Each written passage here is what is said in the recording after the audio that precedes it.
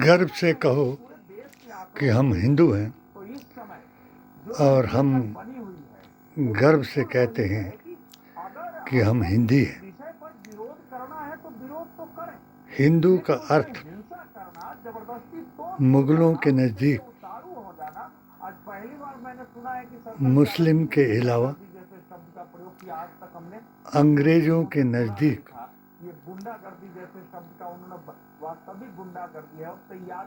उनके आचरण के अलावा यानी भारतीय संस्कृति और संस्कारों के खिलाफ। मुसलमानों को भी इस देश में रहना है, मुसलमान भी इस देश के नागरिक हैं, लेकिन मुसलमानों के अंदर एक भय पैदा करके, उनके अंदर कट्टरवादिता पैदा करके और उसको उत्तेजित कर खड़ा करना, उसके बारे में चर्चा न करना। और ये सच है। इस समय पिछले चुनाव में भी और इस चुनाव में भी हम देख रहे थे कि जिस से भाषण हो रहा था कांग्रेस के जो कट्टरवाद से मुसलमानों की तुलना कर रहे हैं वो धर्म की परिभाषा ही नहीं जानता। कि उसने जो भाषण दिया जिस प्रकार से कट्टरवाद स्टैंड नहीं लिया है, वो इतना खतरनाक, इतना सांप्रदायिक भाषण का अर्थ ये नहीं कि हमारे वोट उसके कारण भी कि जो सनातनी होकर के उसके कारण है, लेकिन इस देश बीफ बिरयानी शराब आदि का प्रयोग ना करे तो वो कट्टर हो गया। और मुसलमान जो 5 गाना नमाज पढ़े, हराम हलाल की पहचान करे, आस्था और अकीदे का आदर करे और उस पर चलने के लिए आह्वान करे। सूरह अल इमरान की आयत 104 के मुताबिक उस जमात को पहचाने जो सच्चाइयों की तरफ बुलाती है और बुराइयों से रोकती है। और अंग्रेज़ के मुताबिक आयत नंबर 100 जो अपनी जमात की तरफ बुलाती है और मुसलमान को भी काफिर बनाती है। ये इनका जो एक कहना है, चाहे राजगिरी हो, चाहे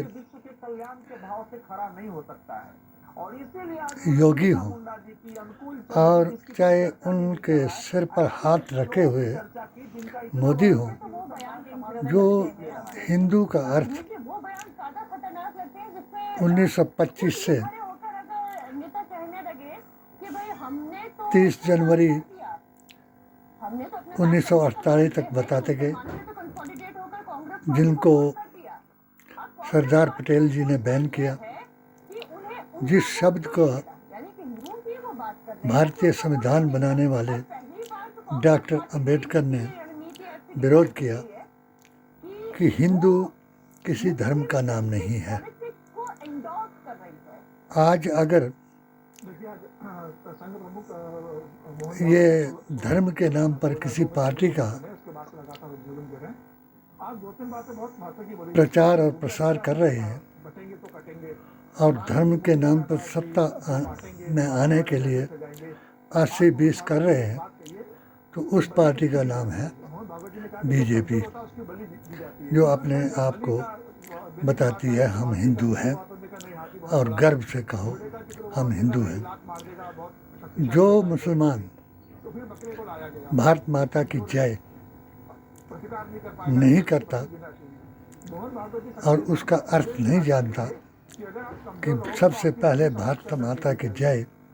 का आदर किसने किया था, जो हिंदू सनातन का अर्थ नहीं जानता और जो मुसलमान पीरे तरीक़त वली हिंद के अकीदे को नहीं मानता,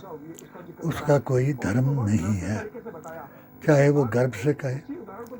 चाहे वो नरम होकर के कहे, चाहे वो गर्म हो करके कहे, चाहे ओबीसी कहे, चाहे मायावती कहे, चाहे कोई और कहे कि हम दलितों के, मुसलमानों के संरक्षक हैं, तो ऐसा कोई नहीं, कभी नहीं हो सकता। जबकि जो भारतीय संविधान को नहीं मानता वो किसी धर्म को नहीं मानता, क्योंकि भारतीय संविधान सर्वधर्म सौहार्द का ग्रंथ है और इसमें वेद पुराण गीता ग्रंथ कुरान के अलावा कुछ भी नहीं है। अगर जो इसके अलावा अपनी जात जमात और धर्म के प्रचार और प्रसार करता है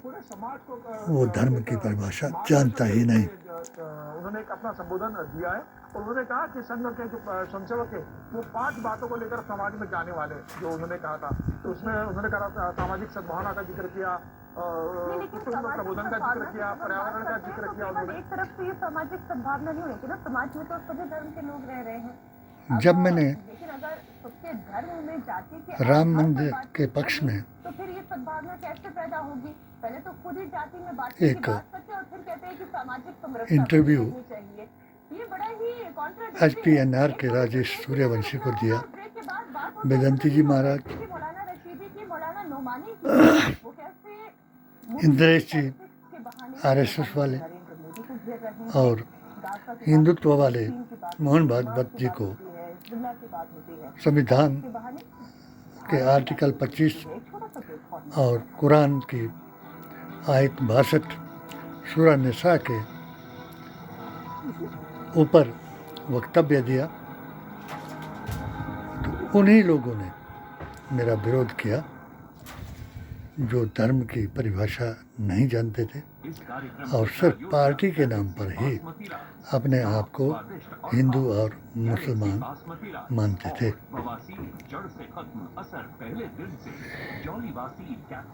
आज अगर कोई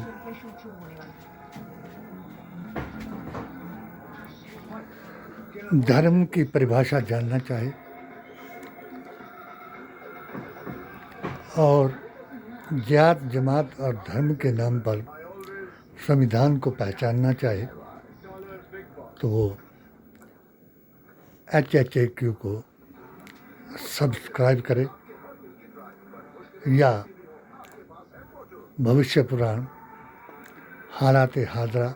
आसार क़यामत को पढ़े। मैं गर्व से कहता हूँ कि मैं